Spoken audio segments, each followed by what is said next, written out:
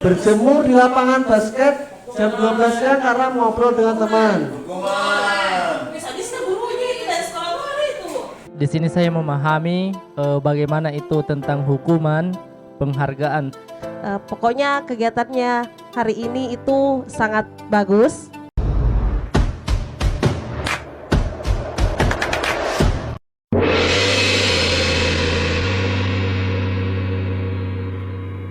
Assalamualaikum warahmatullahi wabarakatuh.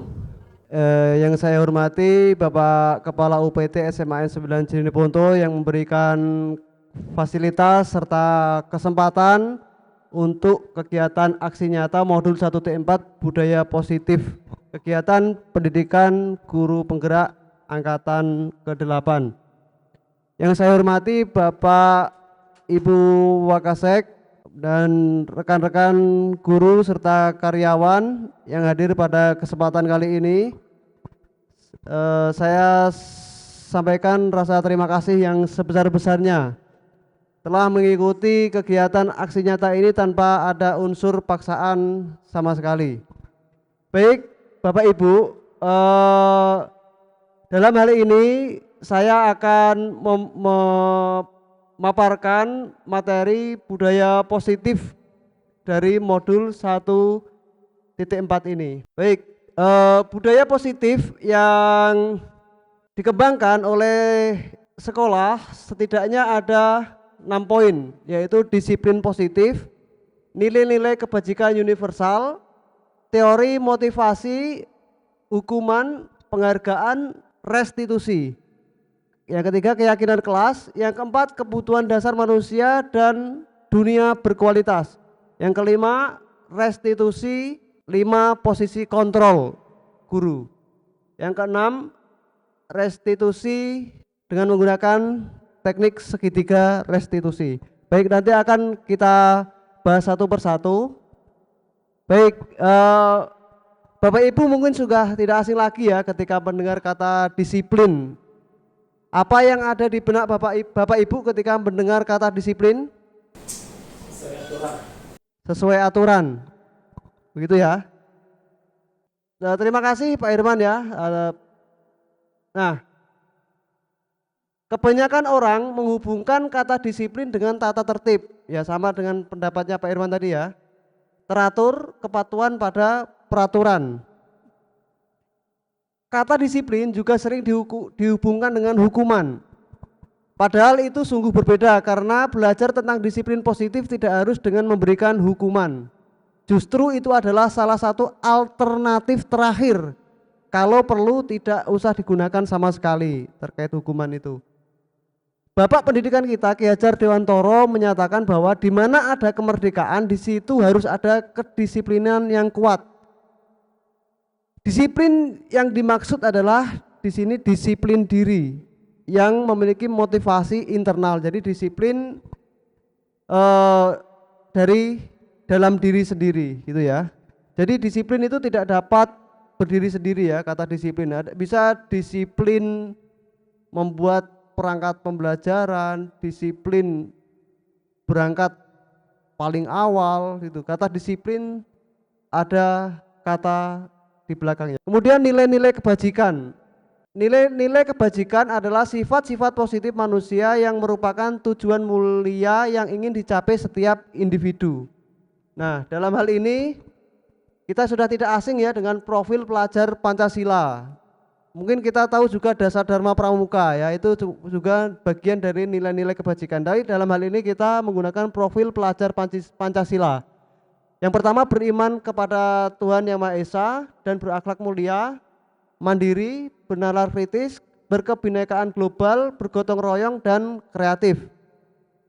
Tujuan mulia dari penerapan disiplin positif adalah agar terbentuk murid-murid yang berkarakter, berdisiplin, santun, jujur, peduli, bertanggung jawab dan merupakan pembelajar sepanjang hayat sesuai dengan standar kompetensi lulusan yang diharapkan. Kemudian selanjutnya ada teori motivasi, hukuman dan penghargaan serta restitusi.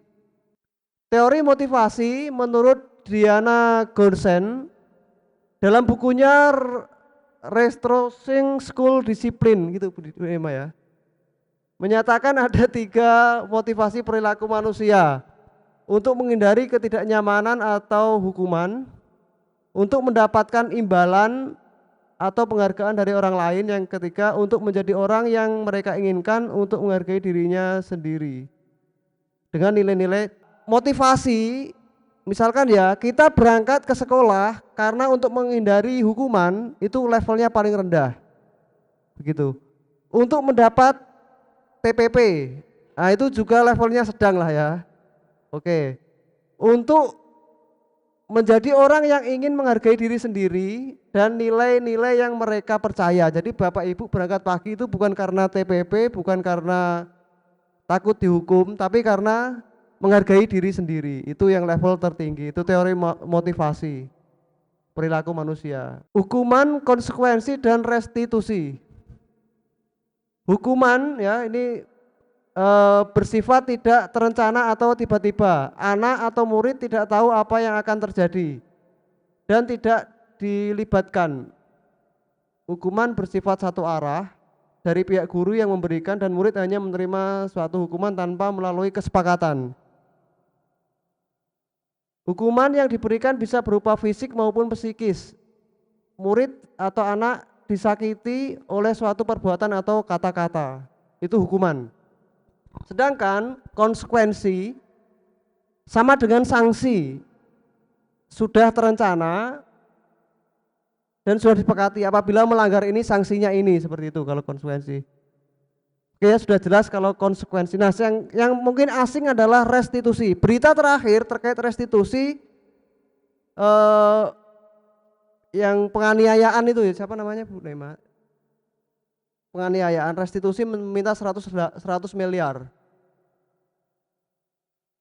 Mario Dandi, ya Mario Dandi itu bagian dari pemulihan ya, memperbaiki masalah. Nah sama halnya seperti itu.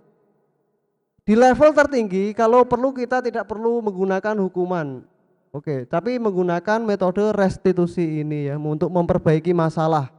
Anak yang melanggar ya coba dilakukan restitusi begitu. Menciptakan kondisi bagi murid untuk memperbaiki kesalahan mereka sehingga mereka bisa kembali kepada kelompok mereka dengan karakter yang lebih kuat. Restitusi juga merupakan proses kolaboratif yang mengajarkan murid untuk mencari solusi untuk masalah mereka dan membantu murid berpikir tentang seperti apa yang mereka inginkan dan bagaimana mereka harus memperlakukan orang lain. Oke, bisa dibedakan ya, hukuman itu sesuatu yang terjadi menyakitkan, itu identitasnya gagal. Identitas sukses ya disiplin ya antara konsekuensi dan restitusi. Sesuatu harus terjadi. Terlambat mengikuti terlambat masuk sekolah, terlambat masuk jam olahraga. Pak Enos memberikan hukuman lari. Itu kira-kira hukuman atau sanksi atau konsekuensi? Konsekuensi ya dalam pelajaran olahraga. Kalau dalam pelajaran sejarah itu menjadi hukuman. Dalam jam saya gitu ya, karena kan Pak Enos harus peregangan ya dalam olahraga itu, jadi yang terlambat harus melakukan bagian dari konsekuensi begitu. Kalau di pelajaran lain sejarah atau kimia mungkin itu suatu hukuman ya. Nah ini ada game, Bapak Ibu bisa menjawab game. Nah ini ada pertanyaan, mencatat 100 kali, ini jangan jawab dulu Pak ya, coba. Mencatat 100 kali dalam buku kalimat, saya tidak akan terlambat lagi karena terlambat ke sekolah. Kira-kira apa jawabannya? Hukuman atau sanksi atau konsekuensi? Mencatat 100 kali dalam buku kalimat, saya tidak akan terlambat lagi karena terlambat ke sekolah. Silakan apa? Hukuman. Coba dipilih aja.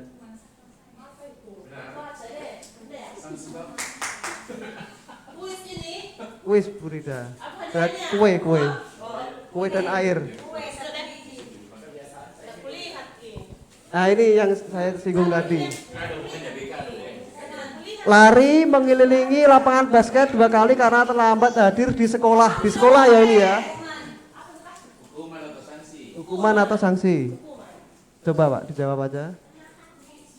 Betul. Karena di sekolah ya, kalau jam olahraga berbeda. Begitu. Next. Membersihkan coretan yang dibuatnya di meja tulis.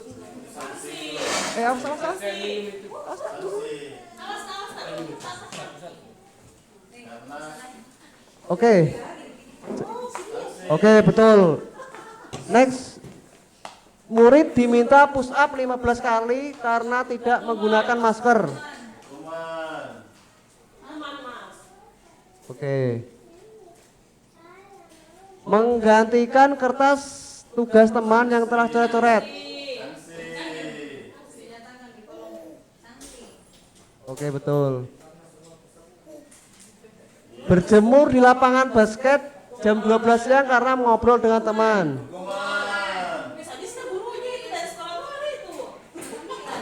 Murid diminta bertelanjang kaki sepanjang hari karena tidak menggunakan sepatu warna hitam.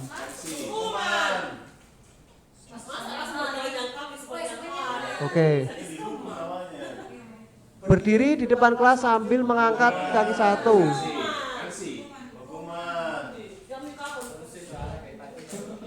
Oke, next. Membersihkan tumpahan air di meja tulis karena tersenggol. Oke, betul. Kehilangan 10 menit jam istirahat untuk mengerjakan tugas karena terlambat datang dan tertinggal pelajaran 10 menit. Oke, next. Duduk di bangku di pinggir lapangan pada jam istirahat tidak diizinkan bermain oleh guru piket karena mencederai teman saat bermain di lapangan. Duduk di bangku di pinggir lapangan.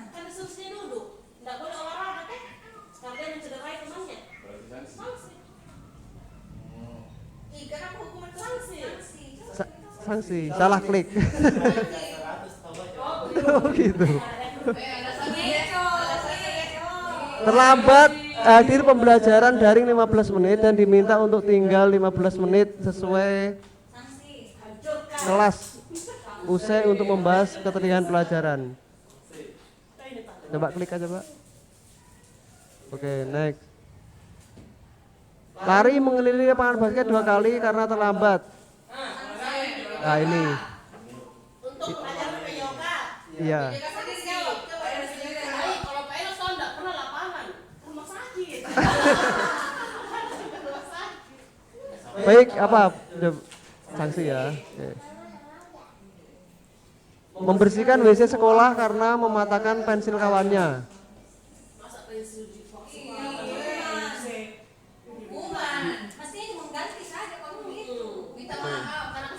Coba, Pak. Coba. Oke. Iya, oke. Oke, terima kasih ya. Jadi Bapak Ibu sudah lanjut, Pak, di ya itu tanpa lagi sudah lulus. Kemudian penghargaan. Nah, ini yang menarik ya. Penghargaan. Tadi awalnya saya ingin memberikan penghargaan, tapi karena teori ini jadi saya harus diurungkan ya.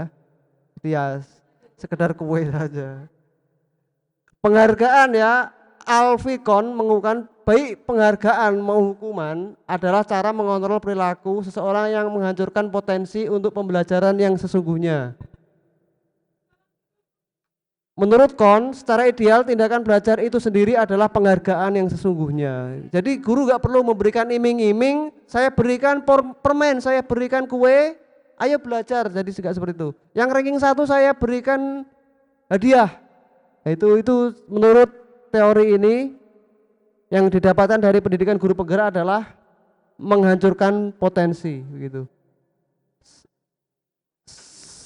Selanjutnya Kon juga mengungkapkan beberapa pertanyaan dari hasil pengawasannya selama ini tentang tindakan memberi penghargaan yang nilainya sama dengan menghukum seseorang. Ya, jadi hati-hati Bapak Ibu memberikan penghargaan itu, barangkali bisa kejadian seperti ini ya. Dihukum oleh penghargaan gitu ya. Jadi ada penghargaan jangka pendek dan jangka panjang. Kemudian penghargaan itu tidak efektif. Penghargaan merusak hubungan. Penghargaan mengurangi ketepatan, penghargaan menurunkan kualitas, penghargaan mematikan kreativitas, penghargaan menghukum.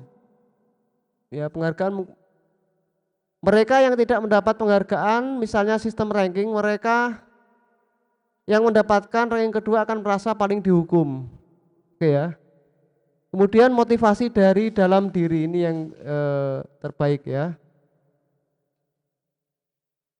Jika kita memberikan penghargaan kepada seorang anak pada saat dia sedang merasa bangga dengan pencapaiannya sendiri, maka kita akan mengambil kegembiraan pada saat itu dengan dirasakan secara alamiah. Begitu. Itu terkait dengan, jadi intinya pada teori ini adalah penghargaan yang sesungguhnya adalah belajar itu sendiri, karena leluhur kita untuk mendapatkan belajar seperti kita ini susah, apalagi zamannya Ki Hajar Dewantara ini ya. Kemudian keyakinan kelas. Nah ini tadi yang saya lakukan aksi nyata di kelas. Mengapa keyakinan kelas? Mengapa tidak peraturan kelas saja? Ada yang tahu mengapa keyakinan kelas? Mengapa tidak menggunakan peraturan kelas saja? Ada yang mau berpendapat? Pak Enos silakan. Karena kalau peraturan kelas itu alat ukurnya dari gurunya.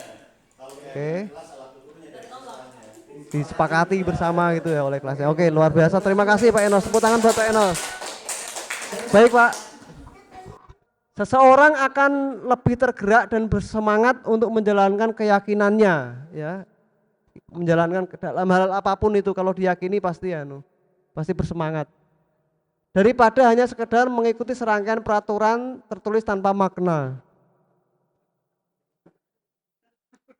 Sama ya, sama juga. Murid-murid ini kan teori Pak toh. Murid-murid pun demikian, mereka perlu mendengarkan dan memahami arti sesungguhnya tentang peraturan yang diberikan, apa nilai-nilai kebajikan di balik peraturan tersebut, apa tujuan utamanya, dan menjadi tidak tertarik atau takut sehingga hanya sekedar mengikuti serangkaian peraturan-peraturan yang mengatur mereka tanpa memahami tujuan yang mulia, tujuan mulianya. Oke, itu ya mengenai kemudian membentuk keyakinan kelas. Nah, nanti ini sama seperti yang saya share Bapak Ibu, nanti bisa dibaca. Kebutuhan dasar manusia dan dunia berkualitas. 5 kebutuhan dasar ya, ketika seorang murid melakukan suatu perbuatan yang bertentangan dengan nilai kebajikan atau melanggar peraturan, hal itu sebenarnya dikarenakan mereka gagal memenuhi kebutuhan dasar mereka. Untuk lebih jelasnya mari kita lihat satu persatu kelima kebutuhan dasar. Yang pertama adalah kebutuhan bertahan hidup. Kemudian kasih sayang dan rasa diterima. Kemudian kebutuhan kebebasan, kebutuhan kesenangan, dan kebutuhan penguasaan. Itu 5 kebutuhan dasar manusia. Dunia yang berkualitas. Dunia berkualitas adalah tempat khusus dalam pikiran, tempat kita menyimpan gambaran representasi dari semua yang kita inginkan, bisa berisi orang-orang, hal-hal apa saja yang terbaik dalam hidup Anda dan membuat Anda merasa bahagia dan terpenuhi kebutuhan dasar Anda. Itu dunia berkualitas. Murid kita juga mempunyai gambaran dunia berkualitas mereka ya. Tentunya sebagai guru kita ingin mereka memasukkan hal-hal yang bermakna dan nilai-nilai kebajikan yang hakiki ke dalam dunia yang berkualitas mereka. Bila guru dapat membangun interaksi dan memerdekakan murid, maka murid akan meletakkan dirinya sendiri sebagai individu yang positif dalam dunia berkualitas karena mereka menghargai nilai-nilai kebajikan. Oke, kemudian restitusi, 5 posisi kontrol. Ini seorang guru ya, 5 posisi kontrol. Yang pertama, posisi kontrol guru bisa sebagai penghukum ya, dijuluki penghukum. Guru seperti ini senantiasa percaya hanya ada satu cara pembelajaran bisa berhasil. Satu yaitu cara dia. Nah itu dijuluki penghukum ya dari kontrolnya. Membuat merasa bersalah. Di posisi ini murid akan memiliki penilaian diri yang buruk tentang diri mereka. Murid merasa tidak berharga dan tidak mengecewakan orang-orang di saya. Misalnya kata-kata kamu lagi, kayak gitu ya. Teman, nah ini juga hal negatif ya teman, ada negatifnya maksudnya. Jika guru memiliki posisi kontrol dengan murid sebagai teman, hal negatif dari posisi teman adalah bila suatu saat guru tersebut tidak membantu, maka murid akan kecewa dan berkata, saya pikir Bapak Ibu teman saya. Dan murid dikecewakan dan tidak mau berusaha. Hal lain yang mungkin timbul adalah murid hanya akan bertindak untuk guru tertentu karena temannya kan, dan tidak untuk guru lainnya. Murid akan bergantung pada guru tersebut. Oke. Pemantau. Nah, ini pemantau itu seperti pengawas gitu ya. Sifatnya. Jadi dia ideal dengan peraturan-peraturan. Seorang pemantau akan mengandalkan perhitungan, catatan, data yang dapat digunakan sebagai bukti atas perilaku seseorang. Posisi ini akan bisa menggunakan stiker, slip catatan, daftar cek, poin kayak gitu ada Bu Rida ya. Yang iya. Posisi pemantau kan memang kadang ini dibutuhkan. Yang menunjukkan tanggung jawab guru dan mengontrol murid. Oke ya, dari 4 ini yang ada nilai positif adalah teman dan pemantau. Oke ya.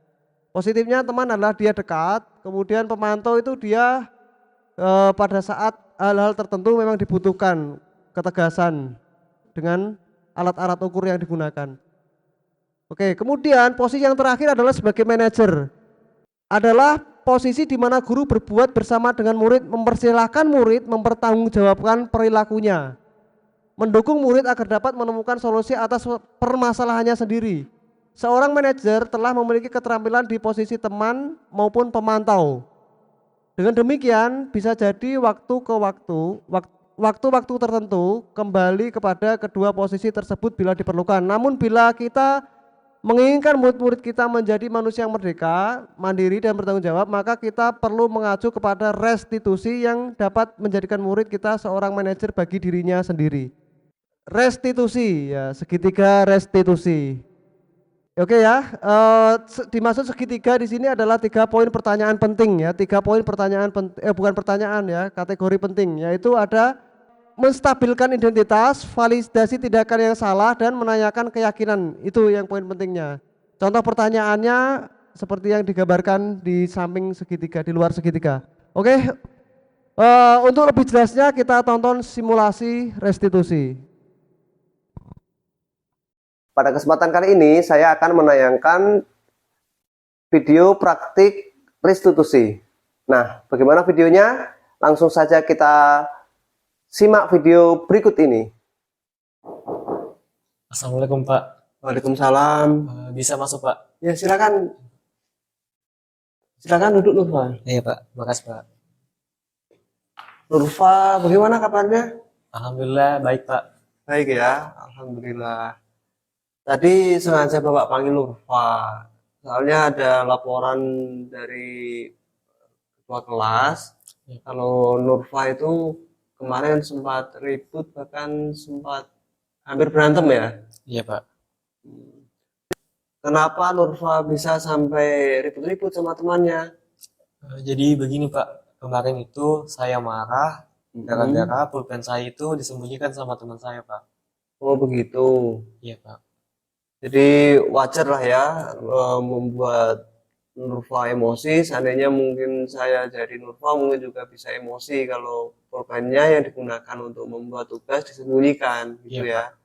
Lalu tindakan apa yang Nurfa lakukan kepada temannya yang ambil itu? Saya marah Pak sampai menggebrak meja teman saya Pak. Sampai menggebrak meja temannya? Iya Pak. Temannya membalas tidak? Tidak Pak. Tidak, oh iya. Pasti Nurfa berbuat seperti itu ada alasannya ya? Iya Pak. Betul ya? Betul Pak. Iya. Nurfa bisa jelaskan sama Bapak alasannya?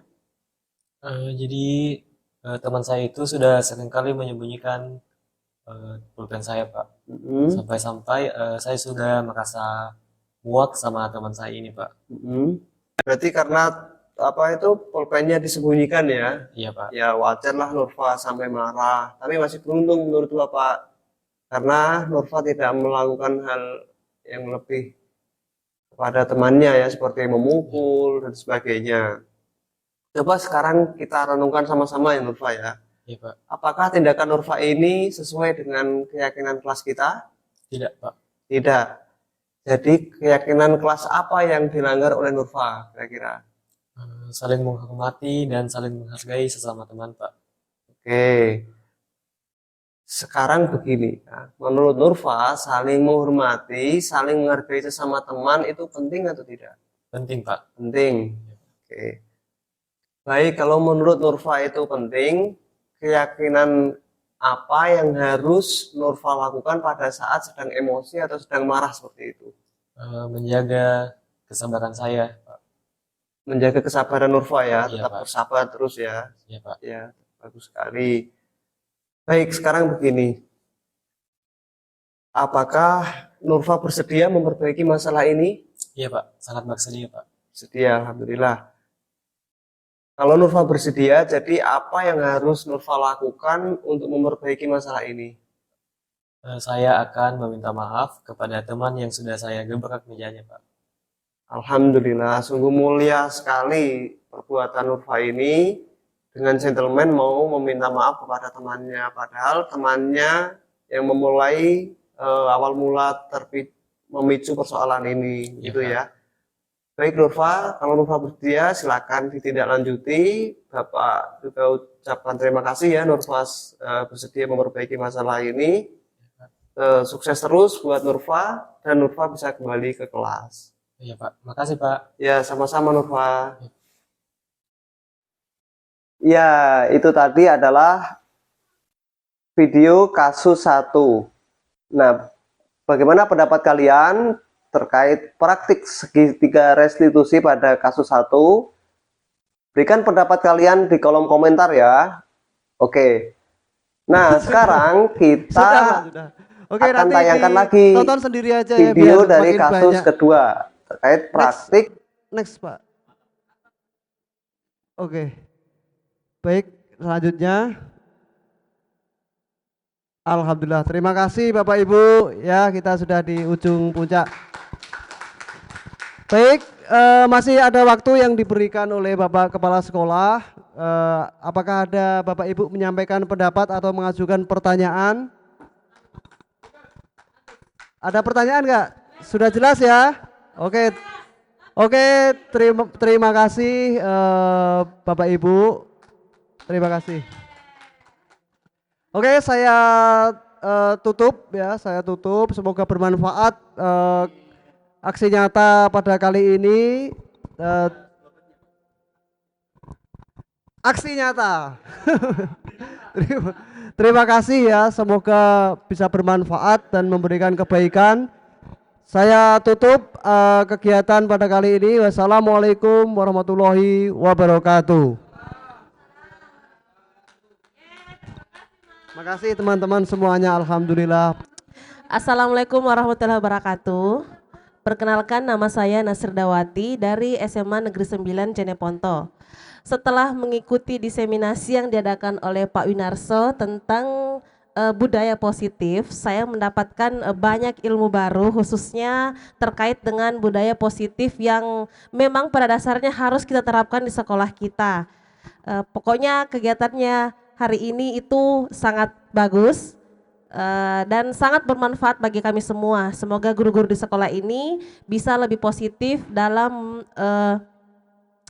memberikan aksi nyata kepada siswa. Assalamualaikum warahmatullahi wabarakatuh. Baik, setelah saya mendengarkan pemaparan materi dari Bapak Winarso SPDGR tentang aksi nyata modul budaya positif, di sini saya memahami bagaimana itu tentang hukuman, penghargaan. Ternyata selama ini itu yang sering kita terapkan, ternyata efeknya ke siswa berbeda dengan kalau misalnya sanksi atau restitusi yang diberikan. Jadi itu hal pengetahuan baru. Semoga apa yang disampaikan tadi bisa diterapkan di sekolah yang sangat luar biasa ini guna meningkatkan atau menumbuhkan keyakinan siswa tentang budaya positif.